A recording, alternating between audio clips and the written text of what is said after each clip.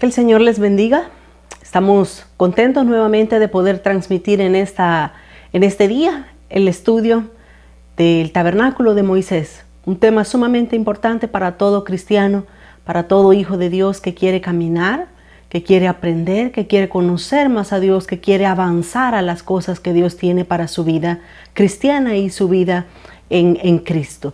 Así es que, como siempre, vamos a dar gracias al Señor, vamos a orar y vamos a entregarle a Él este tiempo para que sea Él, por medio de su Espíritu Santo, quien hable a nuestras vidas. Recordemos que nosotros no somos nada sin Él. No podemos vivir nada de lo que existe fuera hecho si no fuera por su voluntad y por su gracia. Vamos a orar en esta hora y vamos a darle al Señor este tiempo. Si me acompañan a orar. Bendito sea, Señor. Te damos gracias en esta hora, te bendecimos, te adoramos, te exaltamos, Cordero de Dios. Porque solamente es por tu gracia y por tu misericordia, Señor, que somos lo que hasta este momento hemos llegado a ser. Una vez más te suplicamos, Señor, con necesidad, con ruego. Te suplicamos en esta hora que tu Espíritu Santo, Señor, traiga ese espíritu de revelación, de conocimiento, Señor, en la palabra que tú has dejado escrita para que nosotros podamos vivir conforme a ella. Dios mío, bendito, nos sentamos a tus pies. Nos sentamos, Señor, como aquella mujer que se sentó a escuchar tu voz, a escuchar, Señor, lo que tú tenías para tu pueblo en tu corazón. En esta hora te damos gracias, te alabamos, te bendecimos, Señor. Y te damos a ti toda la gloria y toda la honra desde ahora y para siempre. Bendecimos hoy tu nombre y te damos gracias. Quédate con nosotros desde el principio hasta el final de este estudio, Señor, y aliméntanos por medio de tu palabra.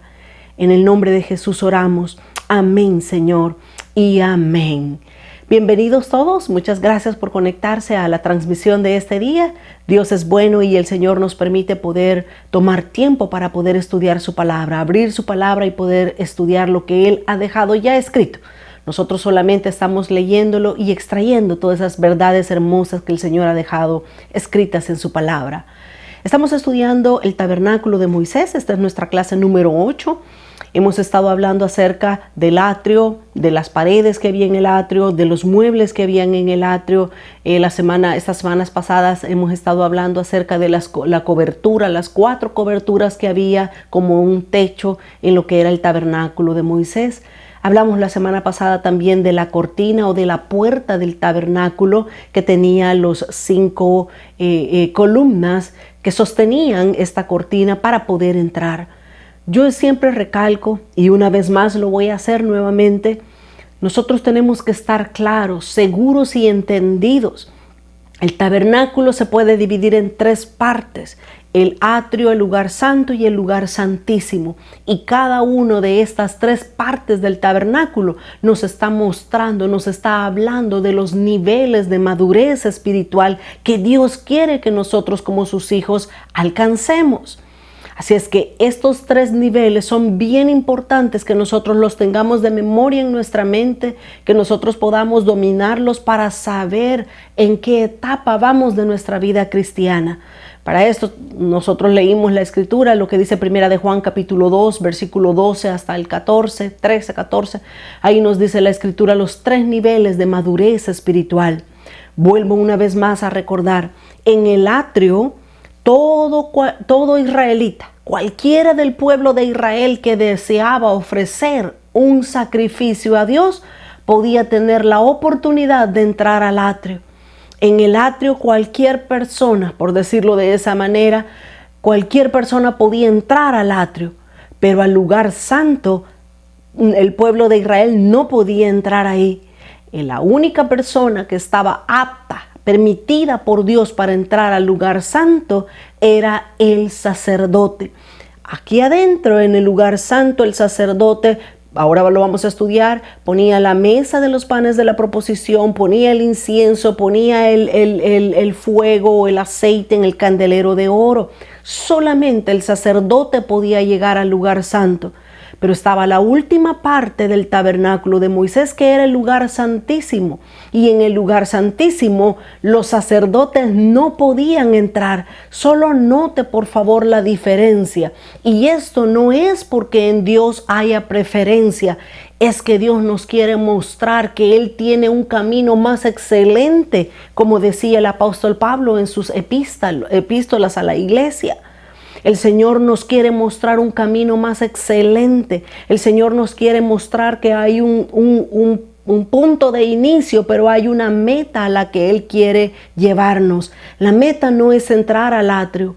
La meta no es entrar al lugar santo. La meta es entrar hasta el lugar santísimo. En el lugar santísimo los sacerdotes no podían entrar.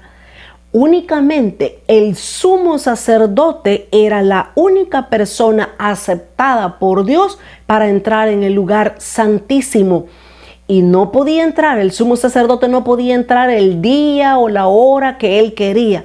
Era una vez al año, así dice la Escritura. Una vez al año el sumo sacerdote entraba al lugar santísimo, y todos nosotros conocemos que ese sumo sacerdote tenía que prepararse durante los 364 días del año para que el día que le tocara entrar, él mismo no muriera por los pecados que había en su vida, en su familia o en medio de su tribu. Así es que esto realmente es serio. El caminar cristiano cada vez se va estrechando más. Cada vez, mientras más queremos avanzar y llegar a la meta que Dios tiene para nuestras vidas, el camino se va estrechando. El Señor Jesús dijo que el que quiere entrar al cielo y estar juntamente con Él debe de caminar por el camino angosto. Así es que, mis amados hermanos, el tabernáculo de Moisés, de una forma muy clara, muy sencilla, pero muy bien específica, nos dice que hay un atrio, un lugar santo y un lugar santísimo. El pueblo de Israel entraba al atrio. El sacerdote entraba, los sacerdotes, porque no era uno, eran varios. Los sacerdotes entraban al lugar santo, pero el sumo sacerdote era el único que podía entrar hasta el lugar santísimo, con excepción de Moisés, por supuesto. Todos nosotros sabemos que Moisés podía entrar al lugar santísimo a la hora que él quería, al momento que él quería. No había para Moisés ningún tipo de restricción. Qué preciosa es la palabra de Dios, todo lo que nos enseña el Señor. Ahora queremos continuar estudiando el lugar santo. La semana pasada estuvimos viendo la puerta o la cortina que daba para poder entrar al lugar santo, pasar del atrio y poder entrar al lugar santo. Debían de pasar por una cortina los sacerdotes, esa cortina que tenía querubines bordados en ella, pero también esa puerta tenía 5 columnas. La semana pasada estuvimos hablando de eso, no lo voy a recordar nuevamente. Ahora, habían 3 muebles en el lugar santo, y esto sí quiero que ya comencemos a ver nuestra primera figura. El lugar santo está acá, nuestra primera imagen, y ahí en el lugar santo tenemos específicamente 3 muebles. Ustedes pueden notar ahí las columnas que estaban en la puerta de entrada para pasar del atrio al lugar santo. Ahí en el lugar santo habían 3 muebles. Estaba al lado derecho, usted puede ver ahí la flecha en blanco señalándolo, estaba la mesa de los panes de la proposición. Al lado derecho del tabernáculo, del lugar santo, estaba la mesa de los panes de la proposición. Exactamente al lado opuesto estaba el candelero de oro. Usted lo puede ver ahí. Con la ayuda de Dios vamos a estudiar cada uno de ellos. De hecho, hoy vamos a ver qué es lo que significa, qué representa la mesa de los panes de la proposición. Si usted ve un poco más adelante, está el altar del incienso. Este altar del incienso era para ofrecer el incienso a Dios, y ya lo vamos a ver qué significa más adelante. Y finalmente usted puede ver al fondo donde está la otra flecha blanca. Al fondo usted puede ver el arca del pacto. Ahí está, sin la cubierta, sin la cortina que separaba el lugar santo del lugar santísimo, pero ahí había un velo, una cortina. Y pues nosotros podemos ver en este momento el arca del pacto en el lugar santísimo. Así es que de esta manera entonces estaba distribuido lo que era el lugar santo. Al lado derecho estaba la mesa de los panes de la proposición, al lado izquierdo estaba el candelero de oro y justo antes de entrar al lugar santísimo estaba el altar del incienso. En esta noche lo que vamos a estudiar va a ser precisamente la mesa de los panes de la proposición. Aquí nosotros podemos ver cómo el sacerdote debía de colocar, de poner precisamente esos panes. Él debía de estar preparando esos panes de la proposición, debía de ponerlos en el lugar que Dios específicamente había pedido que fueran puestos. El sacerdote entraba al lugar santo a hacer todo este tipo de trabajos, a poner el incienso, a poner los utensilios, a hacer todo lo que Dios había pedido que hiciera el sacerdote. Ahora, la escritura nos habla precisamente en Levíticos, dice ahí Levíticos capítulo 25, del versículo 23 al 30, ahí nos habla específicamente de qué fue lo que Dios dijo, cómo dijo Dios que se iba a hacer la mesa de los panes de la proposición, qué materiales, qué detalles fueron los que Dios le dio a Moisés para que pudiera ser realizada esta mesa. Veamos, Éxodo capítulo 25 y el versículo 23. Dice, harás asimismo una mesa de madera de acacia. Su longitud será de 2 codos y de 1 codo su anchura y su altura de 1,5 codos. Versículo 24. Y la cubrirás de oro puro. La mesa iba a ser hecha de madera de acacia, pero encima iba a ser recubierta por oro. La cubrirás de oro puro y le harás una cornisa de oro alrededor. Le harás también una moldura alrededor de 1 palmo menor de anchura. Y harás a la moldura una cornisa de oro alrededor.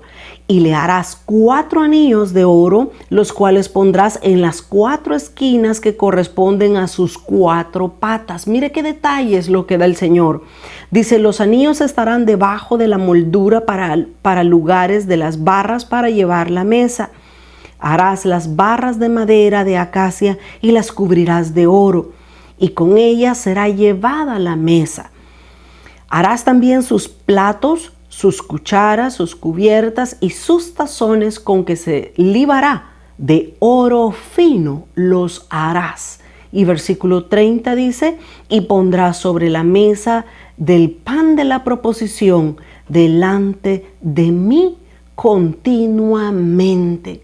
De esta manera el Señor le dio los detalles a Moisés para que Moisés pudiera darle al pueblo de Israel esos detalles y juntos pudiesen construir esta mesa de los panes de la proposición.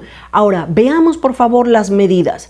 Las medidas de la mesa que dio el Señor aquí en estos versículos que acabamos de leer era de 2 codos de largo. Algo parecido a esto. Realmente cuando nosotros vemos las imágenes, cada quien ha hecho una imagen conforme ellos piensan, pero es un aproximado, no es exactamente como Dios ha dicho, pero pues podemos tener una buena idea.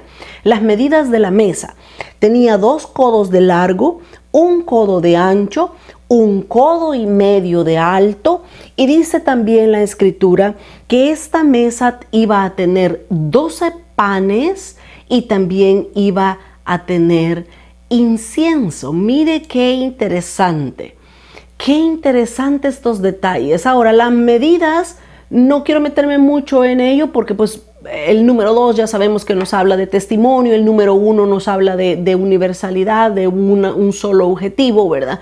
Pero quiero que veamos el significado de por qué debían de ser 12 panes. Para esto tenemos la imagen en este momento, los 12 panes. Dios le dijo a Moisés que serían 12 panes los que iban a estar en esa mesa. Ahora veamos por favor el significado del número 12. El número 12 en la Biblia nos habla del poder apostólico de la palabra de Dios. Dice Efesios capítulo 2 y el versículo 20, nos está hablando la escritura precisamente de esto que estoy mencionando, de que el número 12 habla del poder apostólico. Dice Efesios 2:20, edificado sobre el fundamento de los apóstoles y profetas, siendo la principal piedra del ángulo Jesucristo mismo. Ahí nosotros podemos ver, en la imagen nosotros podemos ver que hay diferentes enfoques en el número 12. Por ejemplo, hay 12 tribus de Israel, hay 12 apóstoles del Cordero. Eso se les llama apóstoles del Cordero porque fueron los que el Señor Jesús escogió mientras Él estaba en su ministerio sobre la tierra. Pero después de estos 12 apóstoles hubieron más apóstoles. Ahí está el apóstol Pablo, Santiago y bueno, todos los demás. 12 apóstoles del Cordero. También hay 12 fundamentos en la Jerusalén celestial, dice Apocalipsis. Precisamente hablando de la Jerusalén celestial, de la ciudad de Dios, ahí esa Jerusalén iba a tener 12 puertas de perlas. También en la Escritura nosotros vemos al Señor Jesús, lo vemos a la edad de 12 años. Todos estos son ejemplos donde nosotros podemos ver claramente el número 12. Así es que por eso nosotros entendemos que el número 12 nos está hablando del poder apostólico de la palabra de Dios, de autoridad gubernamental. De eso habla el número 12, de una autoridad gubernamental. Así es que no fue casualidad que Dios hubiera pedido que hubieran 12 tortas o 12 panes de harina. Porque el número 12 nos está hablando de esa autoridad, de ese poder apostólico, del cual dice Efesios 2:20 que la palabra de Dios está fundada sobre lo que los apóstoles y los profetas han hablado ya en la palabra de Dios.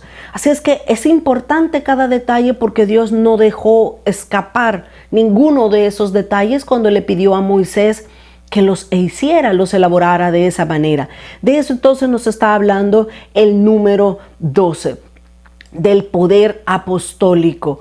Ahora, yo quiero detenerme un poquito más.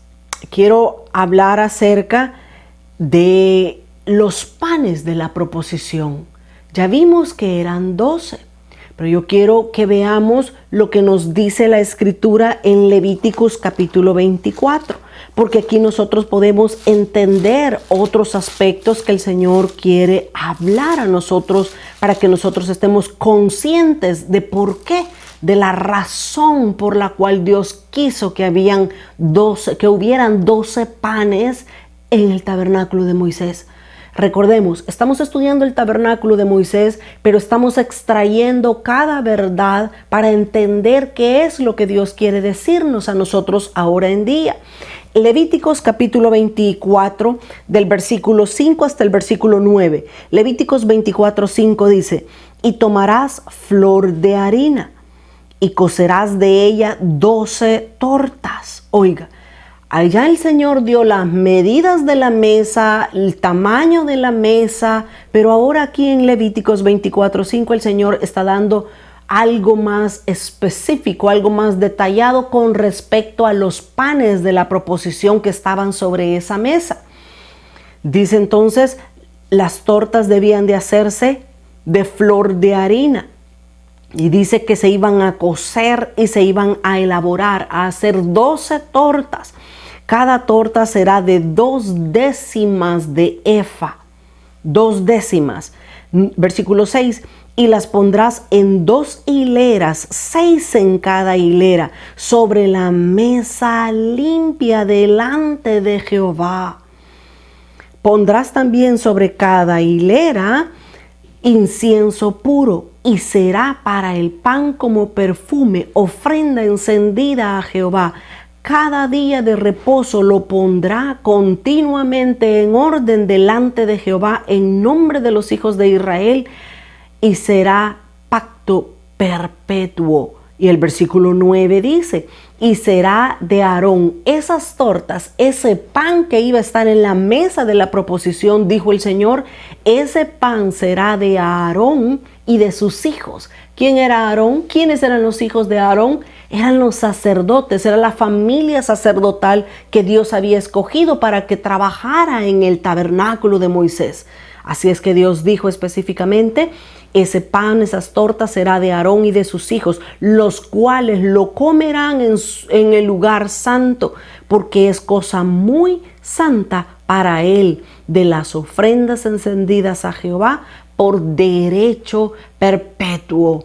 Qué impresionantes estas escrituras. ¿Sabe por qué? Porque a Dios no se le escapó ningún detalle.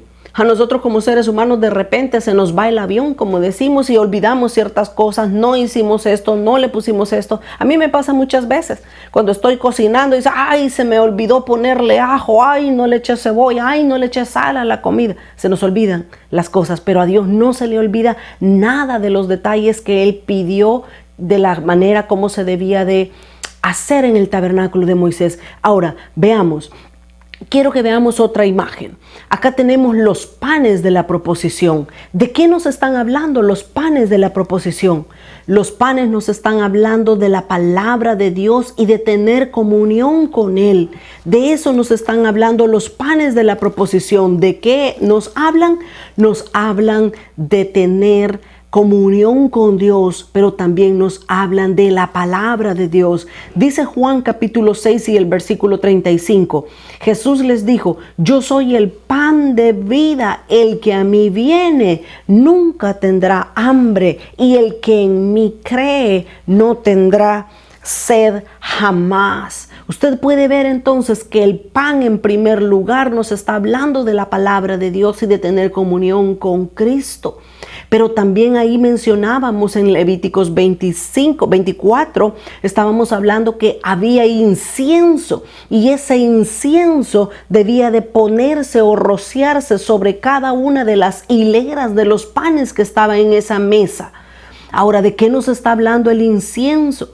El incienso nos está hablando de adoración. El incienso nos está hablando de ministrar profundamente al Señor. De eso nos está hablando el incienso. De dos cosas nos habla. De tres cosas, perdón. Nos habla de adoración y ministración al Señor, pero también el incienso nos habla de fe. Veamos las dos primeras citas bíblicas. El Salmo 141. En el Salmo 141 y en el versículo 2 dice, suba mi oración delante de ti como el incienso, el don de mis manos como la ofrenda de la tarde. En primer lugar, entonces, el incienso nos está hablando de oración, adoración. Así lo dice la Escritura en el Salmo 141 que acabamos de leer. Pero luego dice Apocalipsis capítulo 5, Apocalipsis 5 y en el versículo 8 dice la palabra de Dios, y cuando hubo tomado el libro, los 4 seres vivientes y los 24 ancianos se postraron delante del Cordero. Todos tenían arpas y copas de oro llenas de incienso, que son las oraciones de los santos. Una vez más lo vuelve a confirmar. Ahora Apocalipsis 8 y el versículo 3 dice, otro ángel vino entonces y se paró delante del altar con un incensario de oro y se le dio mucho incienso para añadirlo a las oraciones de todos los santos sobre el altar de oro que estaba delante del trono. Y en último lugar, el incienso también dice Hebreos capítulo 4 y el versículo 2, dice que el incienso nos habla de fe. El incienso entonces también nos está hablando de fe. El incienso habla de tres cosas. Habla de oración, adoración, habla de ministrar al Señor, pero dice Hebreos, ahorita lo vamos a leer, capítulo 4, versículo 1 y 2, dice que el incienso nos habla de fe. Veamos qué dice Hebreos 4:1. Temamos pues, no sea que permaneciendo aún la promesa de entrar en su reposo, alguno de vosotros parezca no haberlo alcanzado, porque también a nosotros se nos ha anunciado la buena nueva como a ellos, pero no les aprovechó el oír la palabra por no ir acompañada de fe en los que la oyeron. Ahora, ¿por qué el incienso nos habla de fe? Porque el Señor dijo en Levíticos 24 que el incienso debía de ser rociado sobre las dos hogazas de pan, las dos hileras de pan que estaban en la mesa de los panes de la proposición. Así es que el incienso nos habla de fe, lo cual significa que los panes, por supuesto, están hablando de la palabra de Dios, ¿verdad? Entonces, la palabra de Dios debe de ir acompañada de fe. Nosotros necesitamos aprender que cuando estemos estudiando la palabra de Dios, nosotros debemos poner fe, tener fe en nuestros corazones. ¿Y qué es la fe? Fe es la convicción de lo que se espera, es lo que no podemos ver, pero lo creemos que Dios va a darlo. Las promesas de Dios que están escritas en su palabra son fieles, son verdaderas. Nosotros debemos de creer la palabra de Dios, no con el intelecto humano, no con el razonamiento. Debemos creerlas por medio de la fe. Así lo dice la Escritura, que al pueblo de Israel no le aprovechó la palabra que oyeron de Dios porque no la acompañaron con fe. La mesa de los panes de la proposición nos está hablando de diferentes cosas. Los panes nos están hablando de la palabra de Dios. Cómo a la palabra de Dios nosotros debemos de mezclarle adoración, debemos de mezclarle fe, debemos de mezclarle una buena actitud para poder ser vistos por Dios y que Él nos recompense. ¿Con qué? Con nutrirnos de su palabra. Nosotros como cristianos hemos nacido en la vida cristiana, y digo nacido espiritualmente. Alguien pudo haber venido al Señor cuando tenía 20 años, 30 años, 50 años, 60 años. A la edad que usted recibió a Jesús, usted nació en la vida cristiana, nació como un cristiano, como un hijo de Dios. Desde ahí en adelante comenzamos a caminar, a crecer, a madurar. Pero como es en lo natural, también es en lo espiritual. Un bebé cuando nace necesita ser alimentado de la leche. Ahora el apóstol Pedro nos enseña que cuando nosotros somos bebés recién nacidos, recién convertidos al Señor, nosotros también debemos de ser alimentados de la leche espiritual no adulterada. ¿Qué significa eso que el apóstol Pedro dice? Que hay leche que no es sustanciosa, leche que está cortada, leche que está arruinada, leche que está mezclada, procesada, adulterada.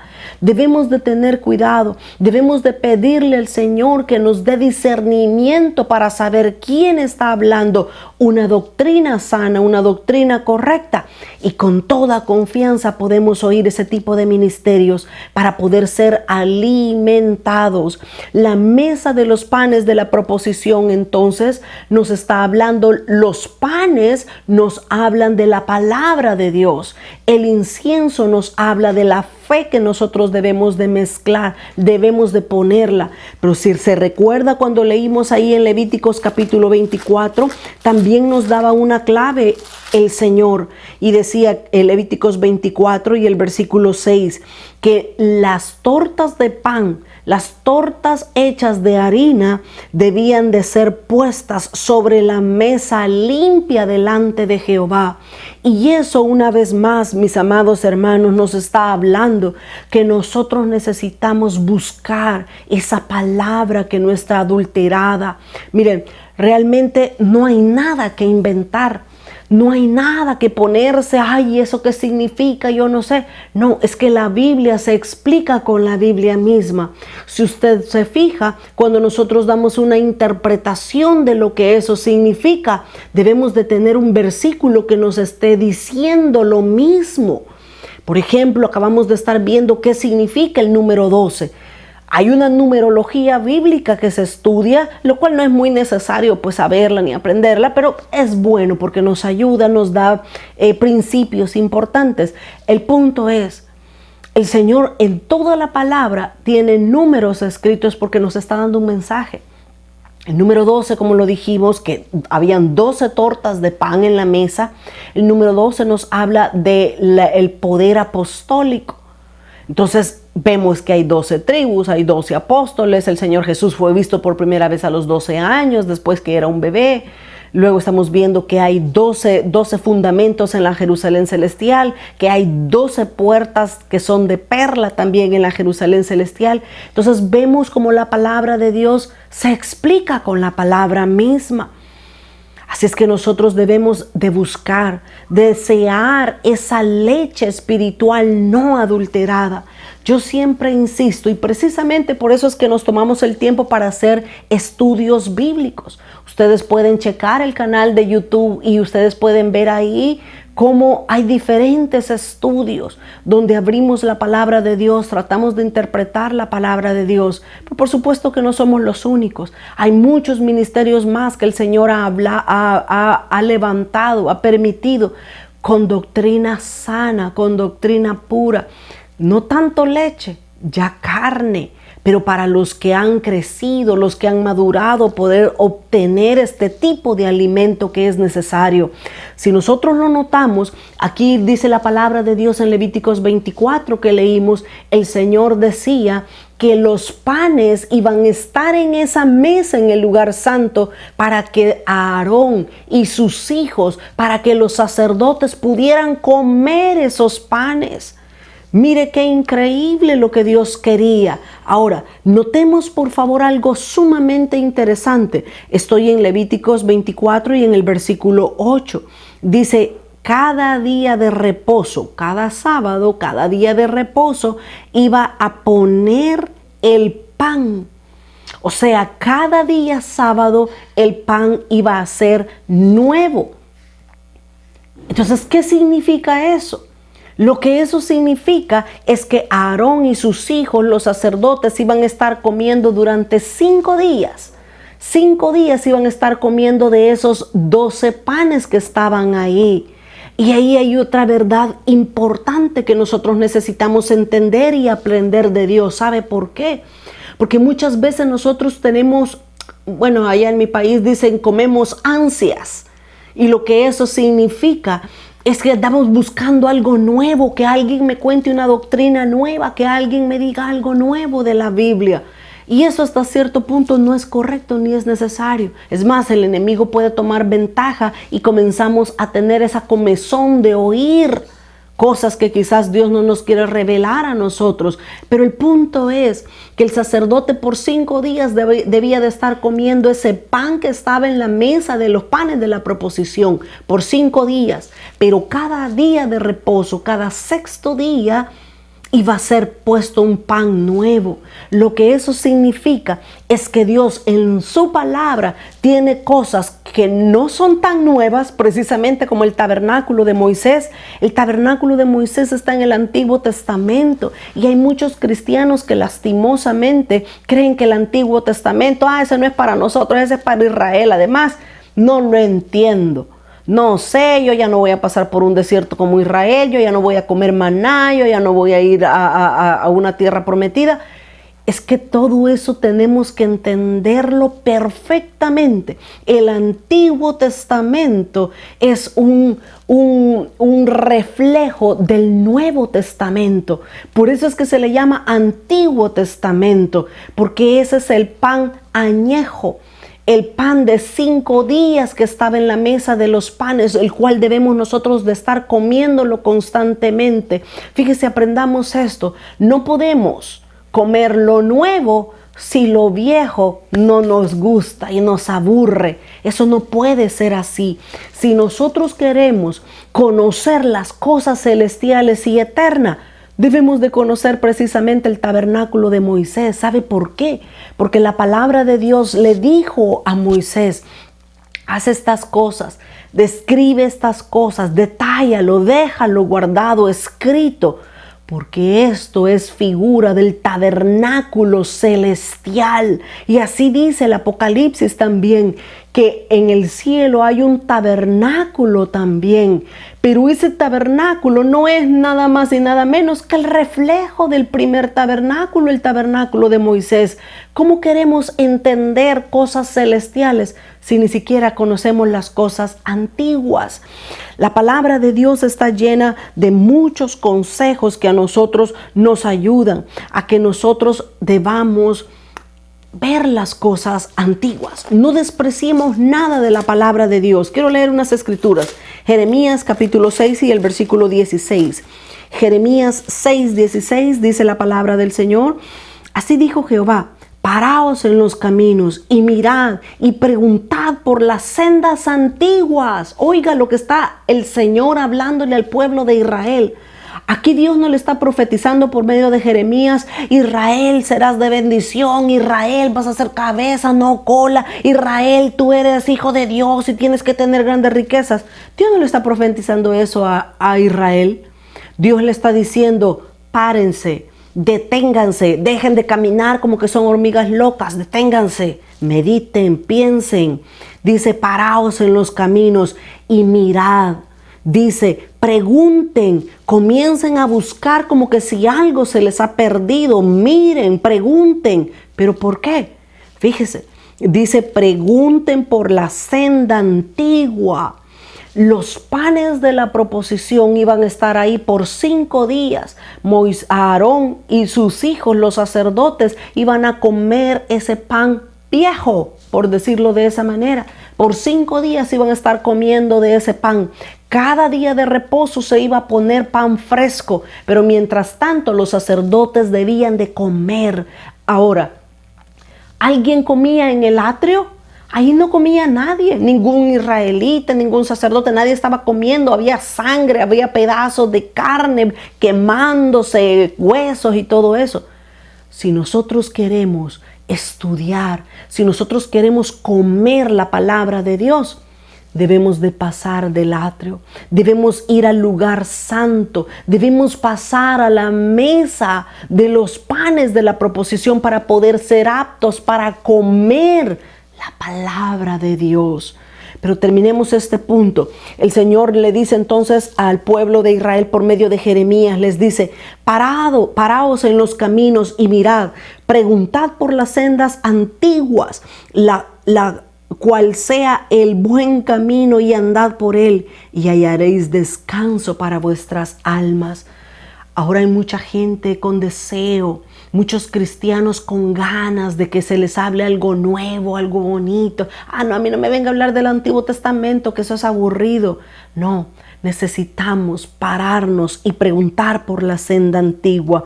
Es necesario, es necesario. Lo nuevo no puede venir si lo viejo no ha estado establecido ya. ¿Cómo queremos conocer verdades, revelaciones eternas de Dios si ni siquiera conocemos los fundamentos de la doctrina de Cristo? Y eso es importante, eso es algo que a mí me carga mucho en lo personal. Primeramente conmigo, con mi familia, y luego con los demás hijos de Dios. ¿Sabe por qué? Porque muchas veces no sabemos ni siquiera las doctrinas fundamentales. Un día estábamos hablando con mi esposo, precisamente estábamos hablando de las doctrinas fundamentales que aparecen en Hebreos capítulo 6, versículo 1 y 2. Y estábamos hablando de las doctrinas fundamentales, y entre una de ellas está las obras muertas. Y estábamos platicando y me dice mi esposo: ve la doctrina de obras muertas. Me dice: casi no se oye de eso. ¿Y cuál es la doctrina de obras muertas? Y yo: buena pregunta, no sé, le digo yo. Estamos bromeando, por supuesto. Pero el punto es que tanto conocemos de esas doctrinas básicas, porque así dice el apóstol Pablo ahí en Hebreos. Dice que son doctrinas fundamentales, las obras muertas. ¿Qué son las obras muertas? Es todo aquello que nosotros vamos a hacer, que Dios no nos lo ha pedido que lo hagamos. Esas son las obras muertas. ¿Qué sabemos de las doctrinas básicas? Pero queremos tener las revelaciones, y a mí Dios me hable, y a mí Dios me da visión. Necesitamos conocer lo viejo primero para que Dios nos comience a dar revelaciones nuevas. El Nuevo Testamento no hubiera venido si el Antiguo Testamento no hubiese estado escrito. Así es que necesitamos pedirle al Señor que nos ayude y que no desechemos nada de la palabra de Dios. Todos los 66 libros de la Biblia, los 31,102 versículos que hay en la Biblia, necesitamos conocerlos, necesitamos estudiarlos, necesitamos aprender a defender nuestra fe. El apóstol Pablo les dice a la iglesia de Filipenses 3 y el versículo 1, dice: por lo demás, hermanos, gozaos en el Señor. A mí, les dice Pablo, a mí no me es molesto el escribiros las mismas cosas. Mire qué preciosa la actitud de Pablo. Le dice: a mí no me molesta estarles escribiendo y escribiendo lo mismo. Y luego les dice: y para ustedes es seguro. Mire, cuando uno está estudiando didáctica, se dice que uno no aprende algo de memoria hasta la tercera y la cuarta vez de algo que escucha. ¿Cuántas veces he estudiado yo el tabernáculo de Moisés? Ni idea. Si 15 veces las habré estudiado es poquito. Pero es que mientras más estudiamos, más aprendemos. Alguien dice: no, ese tema ya me lo sé. ¿Y por qué lo voy a oír si ya me lo sé? No despreciemos la palabra de Dios. Dios tiene una palabra fresca para revelárnoslas, para hacernos la vida. Probablemente no la oímos antes. Pero el apóstol Pablo dice: es bueno que yo les escribo las mismas cosas, y para ustedes, dice el apóstol Pablo, es segura. Así es que veamos entonces, regresemos, estábamos en Levíticos hablando apenas de los panes. No hemos entrado todavía a hablar de la mesa, estábamos hablando de los panes. Dijimos que los panes son 12 panes. El 12 nos habla de autoridad apostólica, así como habían 12 tribus en Israel, 12 apóstoles del Cordero, 12 piedras de fundamento en la Jerusalén celestial, 12 puertas de perla, así como Jesús fue visto a la edad de 12 años platicando con los doctos, con los maestros de la ley.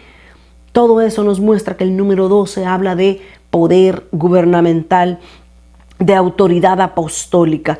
Pero nuevamente regresamos a Levíticos 24, seguimos hablando de los panes. Dice en el versículo 5, dice 24:5 de Levíticos: y tomarás flor de harina y cocerás de ella 12 tortas. Cada torta será de 2 décimas de efa. Ahora veamos esta nueva imagen. En esta imagen nosotros tenemos que un efa, porque muchas veces vemos palabras en el Antiguo Testamento que no sabemos qué es, aquí estamos aprendiendo. Dice efa, dice que era una medida de capacidad de origen egipcio. Los egipcios usaban el efa, y esta era una medida de uso común entre los hebreos también. Acordémonos que Israel vivió allá en Egipto, ¿verdad? Y pues adoptaron esa medida. Ahora, un efa fue una norma para la medida de granos y de cosas semejantes. Por eso es que la harina se medía en efa. Así es que el efa se clasifica con balanza y con pesas. Ahora dice la escritura que iban a ser 2 efas de harina para cocer cada torta. Y eso nos está hablando, que fueran 2, nos está hablando de la doble porción de los primogénitos, la doble porción del primogénito. Dice Hebreos capítulo 12 y el versículo 23. Hebreos 12:23 dice que nosotros nos hemos acercado a la congregación de los primogénitos que están inscritos en los cielos, a Dios el juez de todos, a los espíritus de los justos hechos perfectos. Que hayan sido 2 efas, es como por decir 2 libras, 2 tazas, una medida. El efa era una medida. Dios dijo que cada torta se iba a cocer de 2 efas. 2 efas, el número 2 nos está hablando de la bendición, de la doble porción del primogénito, como lo dice también Hebreos 12:23, que ya lo leímos. Así es que de estas cosas entonces nos está hablando que iban a ser 2, iban a ser precisamente 2 efas de harina para cada torta. Ahora, hay otros aspectos que yo quiero nuevamente resaltar.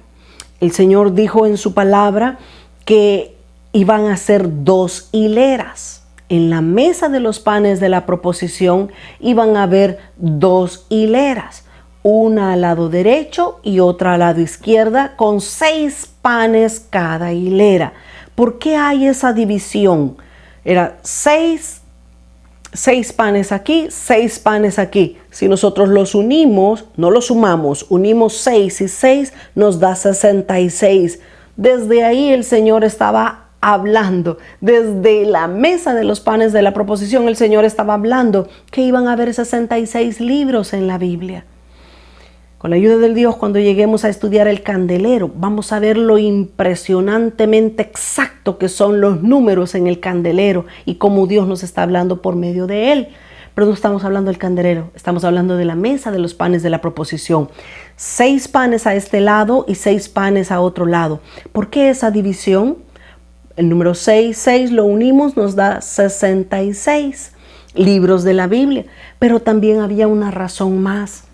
Y es que cuando Dios habló las bendiciones a su pueblo, Dios pidió específicamente que hubieran 6 tribus en un monte y 6 tribus en el otro monte, hablando las maldiciones. Mire qué tremenda esta verdad. Quiero que vayamos a la escritura, Deuteronomio capítulo 27. En Deuteronomio capítulo 27 encontramos precisamente esta verdad. Deuteronomio 27, 12 y 13 dice: cuando hayas pasado el Jordán, cuando ya estén adentro de la tierra de Canaán, dice, estos estarán sobre el monte Gerizim. 6 tribus iban a estar en el monte Gerizim. Y dice, para bendecir al pueblo. Las 6 tribus que iban a estar aquí, ellos iban a estar hablando la bendición que Dios iba a traer sobre ellos. Estas 6 tribus son, dice ahí, la tribu de Simeón, de Leví, de Judá, de Isaacar, de José y de Benjamín. Pero en el versículo 13 dice, y estos, o sea, los otros 6, las otras 6 tribus estarán sobre el monte Ebal. 6 tribus en el monte Gerizim y 6 tribus en el monte Ebal. Valga decir que estos montes están uno enfrente del otro. Mientras unos estaban hablando la bendición que Dios iba a traer sobre ellos, los otros estaban hablando la maldición que podría venir sobre ellos. Y vamos a ver de qué nos habla eso. Dice entonces el verso 13, y estos estarán sobre el monte Ebal para pronunciar la maldición. Rubén, Gad, Aser, Zabulón, Dan y Neftalí. 6 tribus aquí, 6 tribus acá. En la mesa de los panes de la proposición habían 6 panes al lado izquierdo y 6 panes al lado derecho. Ahora, ¿por qué hay bendición y maldición? Mire, en la Biblia encontramos ambas cosas. Nosotros no podemos desbalancear la escritura y querer oír solo la bendición y a mí que solo de bendición hábleme. A mí dígame cuáles son los lugares celestiales más grandes que Dios tiene para mí. No, necesitamos conocer ambos lados de la moneda. ¿Sabe por qué? Porque recibiremos bendición. Oiga bien, recibiremos bendición cuando leemos la palabra, estudiamos la palabra y vivimos conforme a la palabra de Dios. Pero hay un juicio, hay una maldición. Si no leemos la Biblia, si no nos preocupamos en estudiarla y la desobedecemos en todo momento. Mire, a mí me gusta mencionar esto, es fuerte. Y no lo digo yo, lo leí en un libro y me llamó mucho la atención. ¿Sabe por qué? Porque en el cielo no se va a premiar a nadie por ignorante. Nosotros o alguien no va a poder presentarse delante del Señor en el día del juicio y le va a decir, ay Señor, pero es que yo no leía la Biblia, porque yo no la entendía. No, yo no entendía la Biblia, mejor no la leía. A nadie se va a premiar por ignorante. Nosotros necesitamos leer la palabra de Dios, aún las cosas fuertes, aún las cosas duras. Mira, hay personas que a mí me han preguntado, mire, y por ejemplo, que no sé quién violó a no sé quién, el otro se metió con la mujer de no sé qué, ¿y eso para qué está en la Biblia? ¿De qué sirve? Sirve de mucho para que nosotros no cometamos ese tipo de pecados, para que nosotros no vivamos una vida de pecado como otros vivieron. ¿Sabe? Le voy a decir esto y con esto voy a ir terminando. Incluso el rey Salomón, que fue el hijo de David, el rey Salomón en sus inicios tuvo una vida totalmente ejemplar. Fue un hombre que recibió la sabiduría de Dios. Fue un hombre que Dios le habló verdades preciosas. Dios le permitió incluso hacer el tabernáculo de Salomón, donde la gloria de Dios cayó de una manera hermosa sobre el pueblo de Israel. Tristemente, Salomón comenzó a quebrantar cada uno de los mandamientos de la Escritura. Dios tenía mandamientos, reglas para que los reyes cumplieran. Tristemente, Salomón comenzó a quebrantar cada uno de esos mandamientos, cada una de esas leyes. Y cuando Salomón terminó mal. Escribió el libro de Eclesiastés, y cuando nosotros leemos Eclesiastés debemos de hacerlo con mucho cuidado, porque es un libro donde tiene mucho pesimismo, tiene mucha decepción. Ahí Salomón dice: vanidad de vanidades, todo es vanidad. Salomón dice: nada hay nuevo debajo del sol, el sol sale, se oculta, todo es aburrido. Ya era un viejo amargado y frustrado lastimosamente. Mas sin embargo, eso está escrito para que nosotros aprendamos y no sigamos los mismos caminos de las personas que se equivocaron, que se confundieron. Mire la historia de Judas. Judas traicionó nada más y nada menos que al Maestro, al Hijo de Dios. ¿Queremos ser Judas nosotros? ¿Queremos traicionar a nuestros hermanos? ¿Queremos vender a nuestros hermanos? Está escrita la maldición para que nosotros también tengamos cuidado de ellos. Termino con Deuteronomio capítulo 28, versículo 1 y 2. Acontecerá que si oyeres atentamente la voz de Jehová tu Dios, para guardar y poner por obra todos sus mandamientos que yo te prescribo hoy, también Jehová tu Dios te exaltará sobre todas las naciones de la tierra. Y dice: y vendrán sobre ti todas estas bendiciones y te alcanzarán si oyeres la voz de Jehová tu Dios. Y ahí comienza a describir todas las cosas en las que Dios nos va a bendecir. Todo eso nos va a suceder si escuchamos, si estamos atentos a la voz de Dios. Por eso eran dos hileras, porque una nos habla de la bendición y la otra nos habla de la maldición. Así es que hay mucho más que hablar todavía acerca de la mesa de los panes de la proposición. No hemos terminado, pero pues la próxima semana, con la ayuda del Señor, vamos a continuar hablando de la mesa de los panes de la proposición. No hemos terminado. Hay otras cosas que necesitamos ver. Recordemos, los panes se rociaban con incienso, y el incienso nos está hablando de fe. El incienso nos está hablando de adoración, de comunión con Dios. Necesitamos nosotros estar constantemente estudiando, escudriñando, leyendo la palabra de Dios a manera de devocional. Dios quiere hablarnos directamente a nosotros. Oremos y démosle gracias al Señor. Bendito sea tu nombre, Señor. Te damos gracias en esta hora porque tú nos permitiste poder estudiar todas estas verdades hermosas de la mesa de los panes de la proposición. Señor Jesús, por favor, ayúdanos. Ayúdanos a pasar de la muchedumbre. Ayúdanos a pasar del atrio, que nosotros podamos llegar al lugar santo para poder comer de esos panes, para poder comerte a ti, Jesús. Tú eres el pan de vida, tú eres el maná que descendió del cielo. Que nosotros podamos, Señor amado, disfrutar, ser nutridos de tu palabra, Señor. En esta hora te doy gracias, te alabo y te bendigo, Padre, y te suplico, Espíritu de Dios, que selles esta palabra en nuestros corazones, que no se olvide ninguna de esas palabras de nuestra mente y de nuestro corazón, y que tu Espíritu Santo haga crecer esa semilla que estamos escuchando de tu palabra en nuestros corazones, para que demos el fruto que tú deseas. Te alabamos y te bendecimos en esta hora, Jesús. Amén, Señor, y amén. Hemos llegado al final de este estudio. Muchas gracias por estar con nosotros. Alabamos al Señor y le damos gracias porque nos permite poder estudiar su palabra. Que cada uno de ustedes sean grandemente bendecidos por Dios en sus casas, en sus vidas, y todos ustedes sean prosperados conforme profundizamos en su palabra. Que el Señor les bendiga y hasta la próxima clase.